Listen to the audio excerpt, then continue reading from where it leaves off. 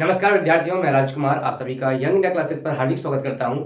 जैसा कि आप सभी जानते हैं, यह चैनल सामाजिक विज्ञान विषय के लिए समर्पित है। तो आज हम इस वीडियो में जानेंगे कि आप मात्र 2 महीने में पढ़कर सामाजिक विज्ञान की तैयारी कैसे करेंगे। तो शुरू करते हैं आज का वीडियो बिना किसी देरी के साथ। हमारे आज की जो वीडियो के विषय है वो क्या है, इसमें हम 3 बातों पर चर्चा करेंगे। सबसे पहले यह जानेंगे कि क्या पढ़ें, कहाँ से पढ़ें और कैसे पढ़ें। देखिए, जो सबसे पहला महत्वपूर्ण काम होता है हर विद्यार्थी का, आपको कोई भी विषय की तैयारी करनी है, चाहे वो फिर हिंदी हो, अंग्रेजी हो, विज्ञान हो, सामाजिक विज्ञान हो, कोई भी विषय हो। सबसे पहले आपको ये जानना है कि उसका पाठ्यक्रम क्या है, सिलेबस क्या है। तो सबसे पहले हम 1 मिनट बात करेंगे किसकी, सिलेबस की। आप सभी को पता है कि जो सामाजिक विज्ञान विषय है, इसके लिए आपके पास 4 पाठ्य पुस्तक हैं। एक भूगोल की है, एक इतिहास की है, एक अर्थशास्त्र की है, एक आपकी लोकतांत्रिक राजनीति के नाम से, इसे बहुत सारे विद्यार्थी राजनीति विज्ञान कहते हैं, और ये सिलेबस में हमारे नागरिक शास्त्र के नाम से है। तो जो इतिहास की पाठ्य पुस्तक है, इससे आपकी परीक्षा में 20 अंक के प्रश्न पूछे जाएंगे। जो भूगोल जियोग्राफी है, इससे आपकी परीक्षा में 20 अंक के प्रश्न पूछे जाएंगे। जो नागरिक शास्त्र है, सिविक्स या पॉलिटिकल साइंस, इससे आपकी परीक्षा में 15 अंक के प्रश्न पूछे जाएंगे। जो अर्थशास्त्र है, इकोनॉमिक्स है, इससे आपकी परीक्षा में 15 अंक के प्रश्न पूछे जाएंगे। तो जो आपकी बोर्ड परीक्षा होती है, जो आपका रिटन एग्जाम होता है, उसमें आपके कुल कितने प्रश्न अंक के पूछे जाते हैं आपमें, उसमें 70 अंक की परीक्षा होती है। और जो कि प्रोजेक्ट कार्य हैं, जो कि प्रैक्टिकल है, वो कितने नंबर का होता है, 30 नंबर का होता है। तो जो कि ये परीक्षा है कुल कितने की होगी, 100 नंबर की। तो आज हम इस वीडियो में जानेंगे कि जो कि 70 अंक की जो बोर्ड परीक्षा होगी, उसकी आप तैयारी कैसे करेंगे। देखिए, जो ये 30 अंक है, ये आपको स्कूल के द्वारा दिए जाते हैं, और जो भी विद्यार्थी प्राइवेट स्कूल में पढ़ रहे हैं, उन सभी को ये 30 में से 30 अंक आसानी से मिल जाएंगे।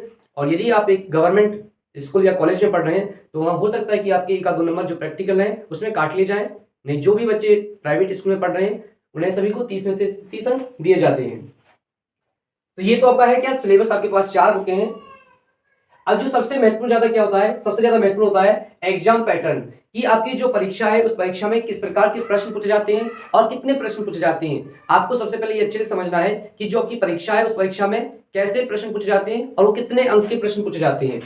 तो आप सभी को पता है कि जो यूपी बोर्ड की बोर्ड परीक्षा है, उसमें सभी, चाहे आपके कोई सी भी वो विषय हो, चाहे हिंदी हो, अंग्रेजी हो या विज्ञान हो, गणित हो, जो आपकी परीक्षा है वो कितने अंक की होती है, वो 70 अंक की होती है। आप जो ये 70 अंक की परीक्षा है, ये आपकी 2 पार्ट में होती है, पार्ट ए और पार्ट बी। अब देखिए, जो पार्ट ए है, पार्ट ए में क्या होता है, पार्ट ए में आपसे पूछे जाते हैं, जो भाग ए का है या पार्ट ए के, वस्तुनिष्ठ प्रश्न, एमसीक्यू। मतलब इसमें टिक मार्क पूछे जाते हैं, कितने अंक के, 20 अंक के, और 20 ही प्रश्न पूछे जाते हैं। तो ये सभी सब्जेक्ट में पूछे जाते हैं, आपके हिंदी में पूछे जाते हैं, इंग्लिश में पूछे जाते हैं, विज्ञान में पूछे जाते हैं, गणित में, और जो ड्राइंग है या जिन बच्चों के पास संस्कृत है, ये 20 अंक के क्या पूछे जाते हैं आपसे, वस्तुनिष्ठ प्रश्न, मल्टीपल चॉइस क्वेश्चन। कितने अंक के पूछे जाते हैं, 20 मार्क्स के पूछे जाते हैं और 20 प्रश्न होते हैं। अब देखिए, जो भाग बी है या पार्ट बी है, ये कितने नंबर का होता है, देखिए 20 नंबर का ये हो गया। तो जो पार्ट बी है आपका, ये पार्ट बी होता है कितने का, आपका 50 अंक का। अब जो ये पार्ट बी है, इस पार्ट बी में भी 2 प्रकार के प्रश्न होते हैं। एक है आपके वर्णनात्मक प्रश्न, जिन्हें हम क्या बोलते हैं, डिस्क्रिप्टिव क्वेश्चन, मतलब इनके आपको आंसर लिखने होते हैं। और क्या होता है इसमें, मानचित्र कार्य, मैप वर्क। अब देखिए, जो डिस्क्रिप्टिव क्वेश्चन है, जो वर्णनात्मक प्रश्न है, ये भी आपसे 2 प्रकार के पूछे जाते हैं। जो वर्णनात्मक प्रश्न 1 प्रकार के हैं, ये आपके 4-4 नंबर के होते हैं, और आपकी परीक्षा में आपसे 8 क्वेश्चन पूछे जाएंगे। 8 में से आपको सिर्फ कितने, 4 प्रश्न करने होते हैं, और एक क्वेश्चन कितने का होता है, 4 का। तो आपके जो 16 अंक के क्वेश्चन है, वो आपके 4-4 अंक के पूछे जाते हैं। और जो वर्णनात्मक प्रश्न 2 प्रकार के हैं, देखिए, जो आपके 4 अंक के क्वेश्चन पूछे जाते हैं आपसे,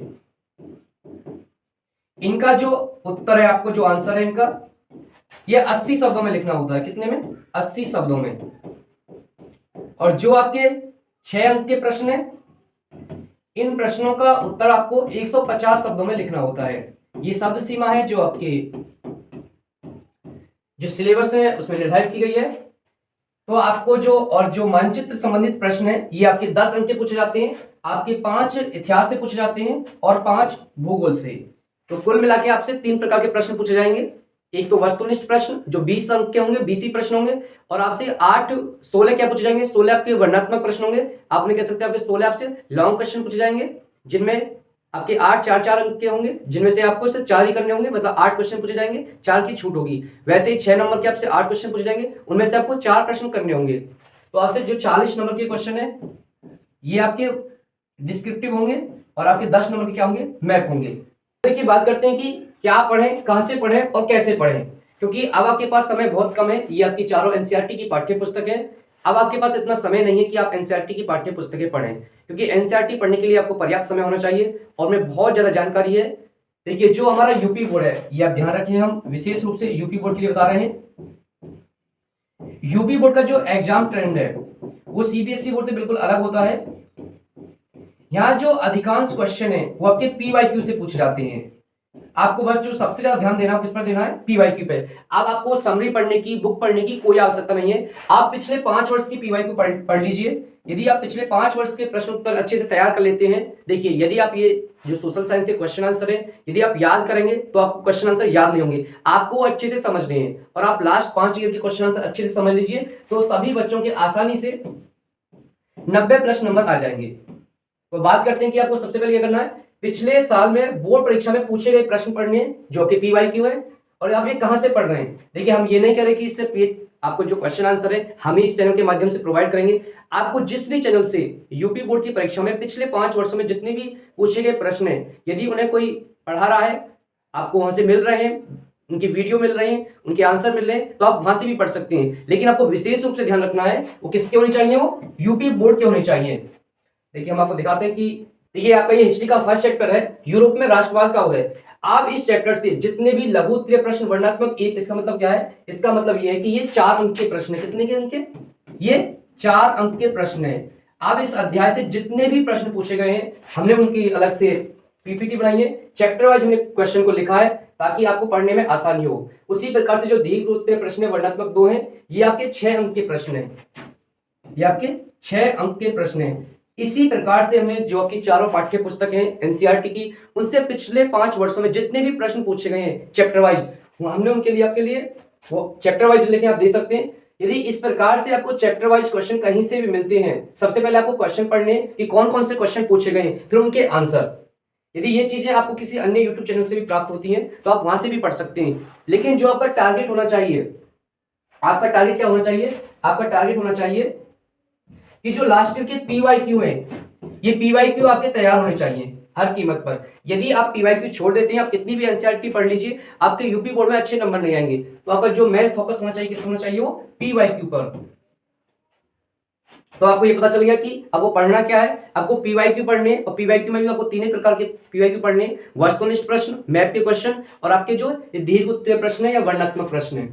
अब देखिए बात करते हैं कि जो भी विद्यार्थी यंग इंडिया क्लासेस से पढ़ना चाहते हैं तो हम उनकी तैयारी किस प्रकार से कराएंगे।